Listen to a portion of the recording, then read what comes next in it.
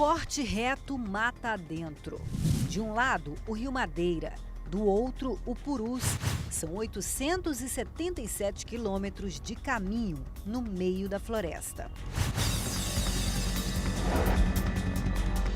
Ainda no governo militar, a BR-319 foi aberta com um único propósito: por terra, integrar a Amazônia ao Brasil e ao mundo.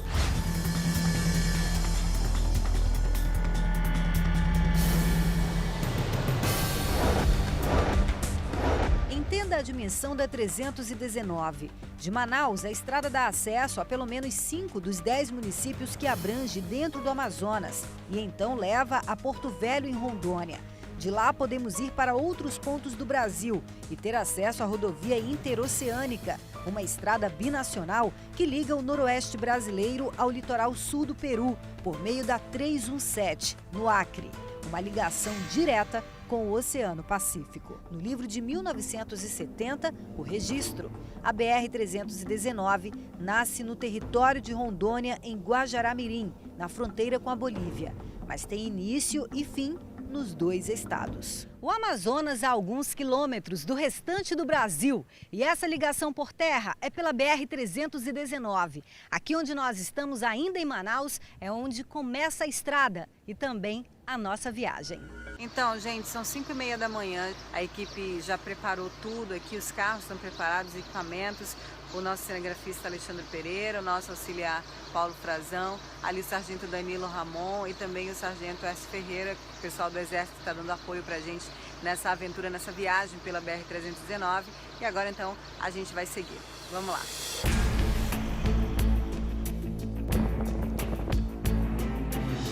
Começamos, então, a entender um pouco as dificuldades de quem depende da estrada. E olha que para quem mora pela 319, agora ela está boa, porque o parâmetro aqui é esse, o período das chuvas na Amazônia. O sol, os buracos não deixam a viagem fluir. Para você entender melhor, encontramos asfalto contínuo até o quilômetro 200. Depois tem um trecho conhecido como Meião, que tem 400 quilômetros de extensão e que nunca foi mexido desde o fim do tráfego. Trafegabilidade mais ou menos tranquila de novo, só depois do quilômetro 655, próximo ao município de Humaitá, até Porto Velho. Esses problemas começaram ainda no final da década de 80. Quem acompanhou todo o processo garante que as más condições da estrada não foram causadas pelo tempo e tem medo de revelar o rosto sob ameaça de represálias. Eles soltaram a bomba aí na beira do rio.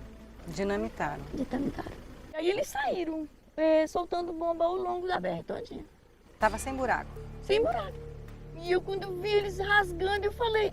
O motorista parou, eu perguntei dele assim: moço, por que você está destruindo? Ele disse: nós estamos fazendo um trabalho nós estamos aqui fazendo o que a gente foi mandado.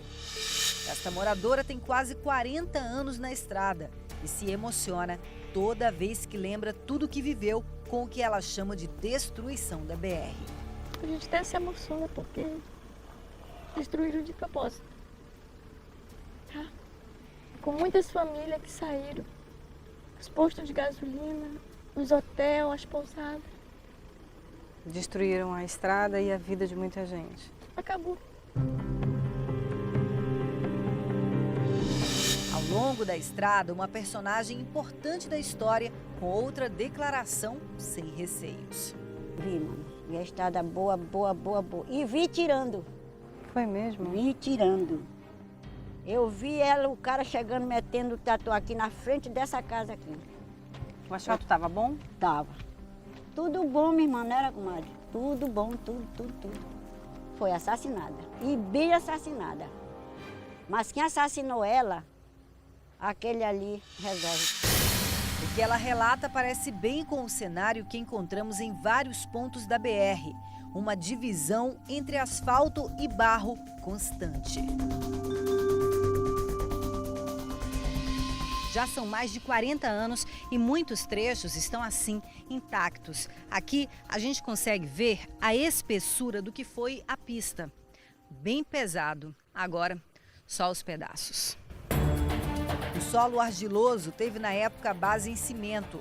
No chão, marcas que parecem da lâmina das máquinas. A mesma história é contada por muitos moradores da estrada, vizinhos de pelo menos 50 quilômetros de distância e que não se conhecem. Eles dizem que o motivo para a destruição seria a concorrência com o transporte de balsa e navios, que hoje é um dos meios de entrada e saída de cargas no estado. Segundo os moradores, na época, em meados de 80, quem trabalhava na estrada era a empresa Queiroz Galvão. O Departamento Nacional de Infraestrutura de Transportes não tem estudos sobre o que seria uma destruição criminosa. Existem moradores lá do entorno da 319 que colocam essa situação, mas que o DENIT tenha assim, uma comprovação técnica que isso existiu, realmente nós não temos. Não, né? Não. Mas no seu conhecimento, tecnicamente, seria possível fazer isso? Seria possível.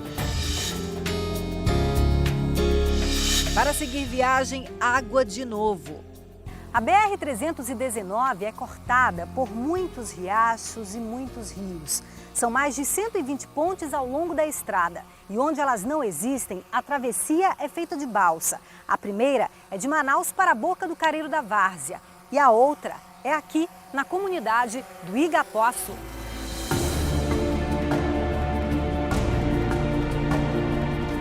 No Igapoaçu, a pista de pouso está deteriorada e traz saudade para moradores como Dona Mocinha, proprietária da pequena pousada-restaurante onde almoçamos.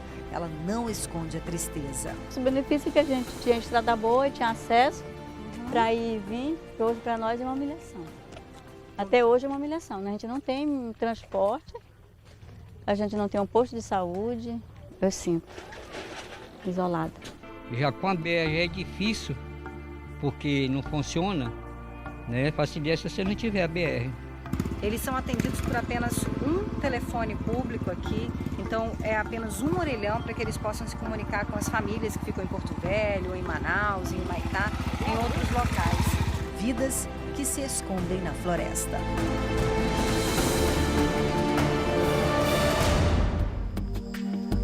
A pequena pousada ajuda na sobrevivência da única família pelos próximos 100 quilômetros.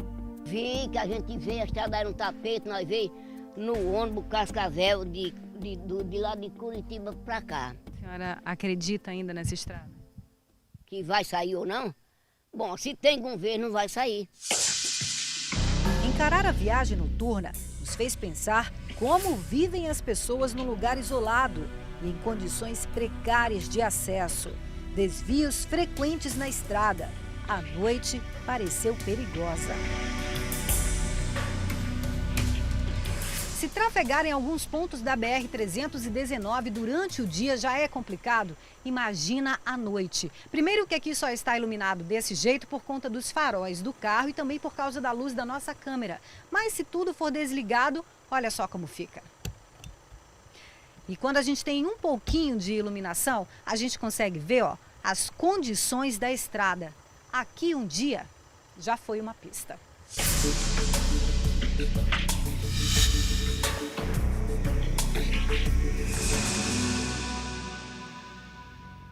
Este é o tão falado trecho do meio, isolado a uma imensidão de verde água. Companhia apenas das borboletas, que faziam o caminho contrário, só que sem enfrentar os buracos. E quantos! As partes de barro, nossa, tem muito buraco. A gente fica desse jeito, chacoalhando dentro do carro, tem que estar de cinto o tempo todo. E esse trecho, inclusive, é conhecido aqui pelas pessoas que trafegam, ainda assim com a estrada desse jeito, pelo trecho dos 10. Porque aqui realmente não dá para ultrapassar dos 10 ou 20 quilômetros e tem que seguir a viagem nesse ritmo. Pontes precárias. Quando não há desvios, o jeito é encarar a travessia. Aqui já dá, sargento? Dá. Tá ok, então. Já pode ir? Pode ir. O trecho que nunca sofreu alterações para a reconstrução só teve a intervenção da Embratel, a empresa brasileira de telecomunicações. Nesse trecho, nós fazemos recuperação de pontes, nós fazemos eliminação de atoleiros e combate a focos de queimada. Isso para garantir as condições para que os nossos técnicos possam trabalhar na manutenção preventiva e corretiva na região. Entre os buracos no barro seco, estirões de asfalto. Este asfalto aqui, por exemplo, ainda é o original e só agora, depois de tantos anos, começou a apresentar os desgastes do tempo. Aqui vimos a ponta de acesso que está sendo trabalhada para Manicoré, município do Amazonas. Também não pode ser asfaltada, porque está dentro de uma área de floresta preservada.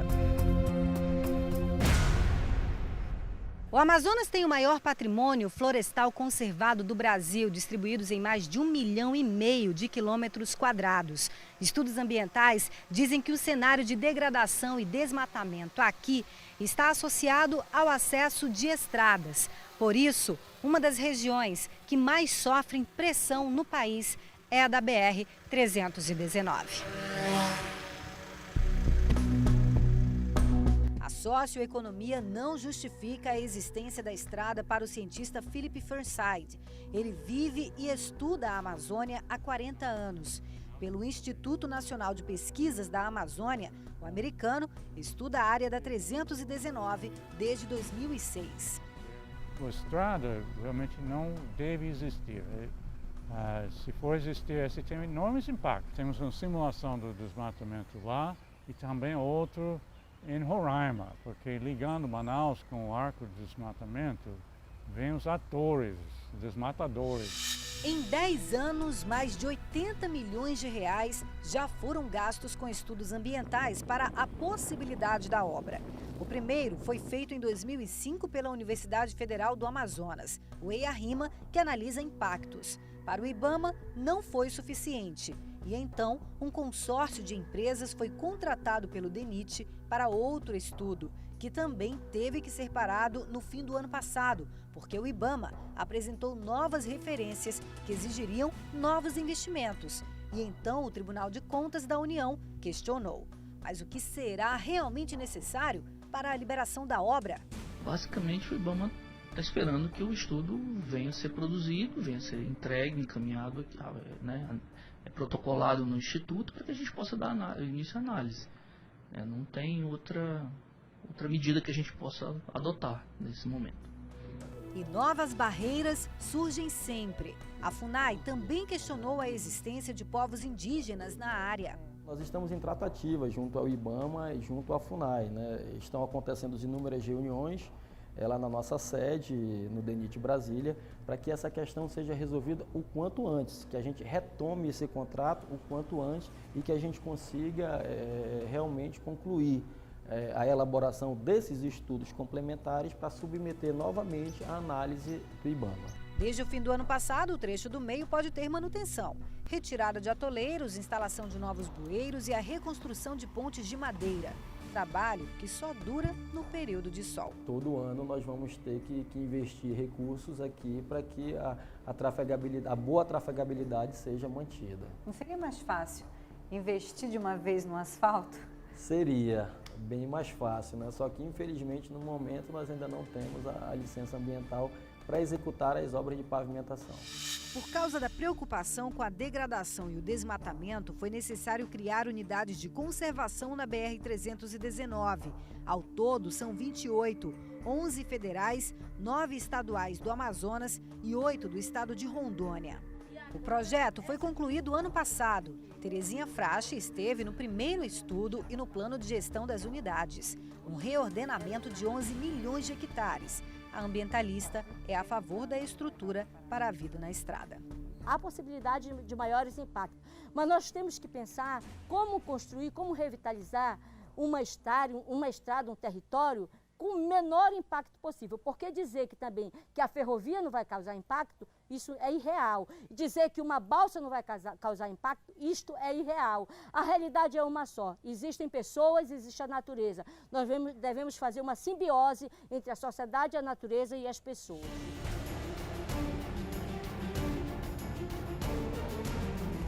No meio do mundo verde, o amarelo tem espaço em todo lugar. No quarto e último dia de viagem pela estrada, conhecemos um assentamento que não existe no mapa da rodovia. Moram aqui mais de 1000 pessoas.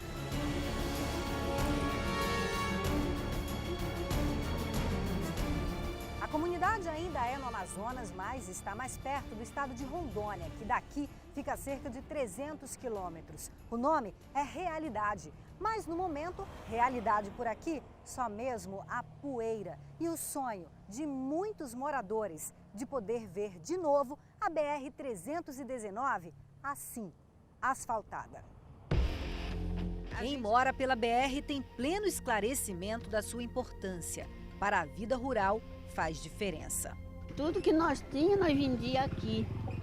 É mesmo? Plantemos, vendia banana, vendia abacaxi, vendia macaxeira, vendia tudo.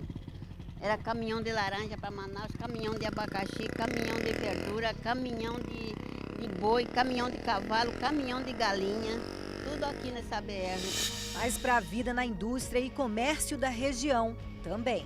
Manaus é hoje o terceiro maior centro movimentador de cargas aéreas, atrás apenas de São Paulo e Rio de Janeiro. Mas no Amazonas, rios são estradas, por onde há um enorme volume de cargas. Empregos e faturamento na Zona Franca de Manaus poderiam ser maiores com a redução de custos com transporte.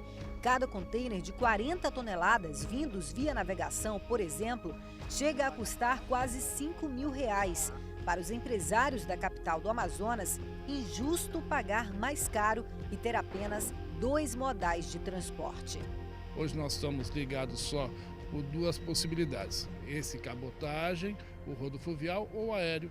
E isso traria uma terceira, que seria ou a ferrovia ou a rodovia, barateando certamente o consumo daquilo que se traz de outros estados. Questão de bom senso e vontade política de fazer, pavimentar o trecho do meio de 400 quilômetros que permitirão o estado do Amazonas e o país estarem unidos por meio terrestre.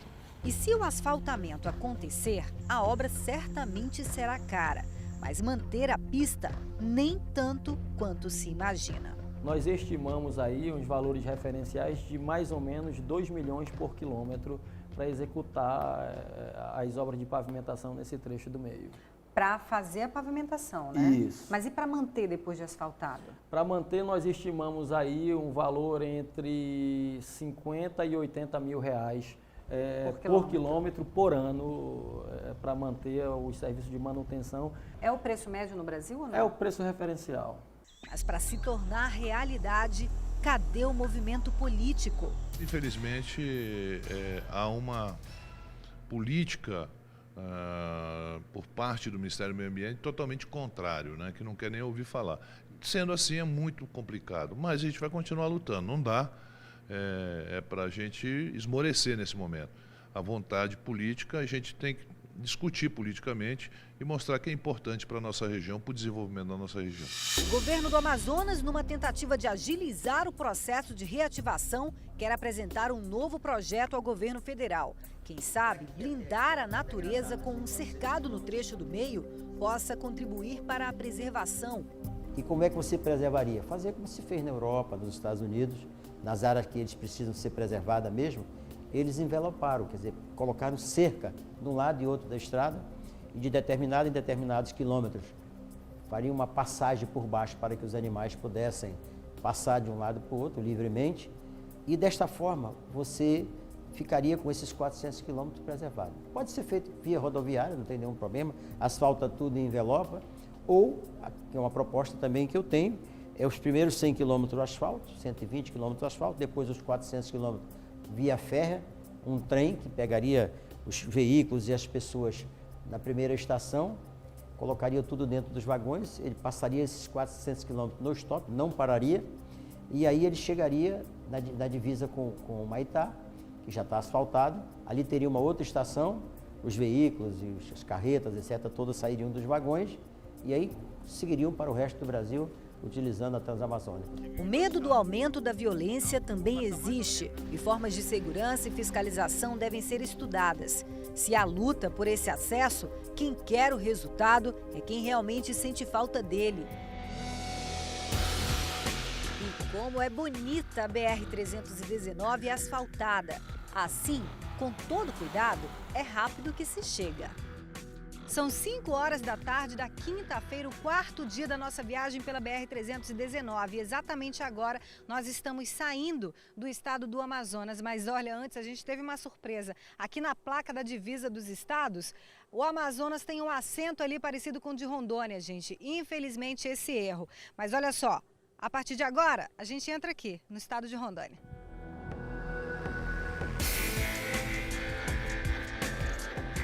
Se manifesta a favor dessa recuperação. Está faltando realmente essa batida de martelo que eu creio que deve ser dada pela presidente Dilma mesmo, porque da parte da burocracia há uma coisa aqui, outra ali, e da parte ambiental que só mesmo uma ordem superior pode sufocar todas essas energias contrárias a essa estrada tão importante para nós todos. O senador rondoniense que participou de audiência que ajudou na concretização das obras que hoje acontecem no trecho do meio, acredita na reabertura. As empresas têm 4 frentes de trabalho nesse momento, que estão trabalhando agora a todo vapor, porque nós estamos em plena seca na região, para ver se nós conseguimos a reabertura dessa BR ainda esse ano.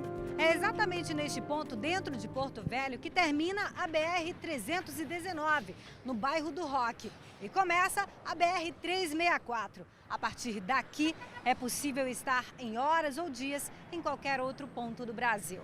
Cuiabá, Goiânia, Brasília, Prudente, Campo Grande, Maringá, Prudente, vai sair Andorinha. Vidas diferentes, em lugares diferentes. Em comum, a esperança. A BR-319 pronta para ir e vir de novo. Para a economia, para o meio ambiente, a rodovia ainda é um desafio. Mas são quilômetros no meio da floresta que deixam Manaus mais perto e fazem da Amazônia um pouco mais brasileira.